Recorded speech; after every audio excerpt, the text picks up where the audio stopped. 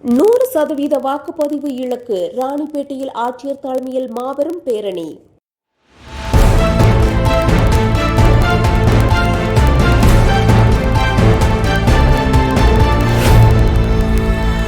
ராணிப்பேட்டை மாவட்டத்தில் 100% வாக்குப்பதிவை வலியுறுத்தி முத்துக்கடை பேருந்து நிலையம் அருகே விழிப்புணர்வு பேரணி நடைபெற்றது. மாவட்ட ஆட்சியர் சந்திரகலா கொடியசைத்து தொடங்கி வைத்த இந்த பேரணியில் பொதுமக்கள் அச்சமின்றி நேர்மையாக வாக்களிக்க வேண்டும் என வலியுறுத்தப்பட்டது.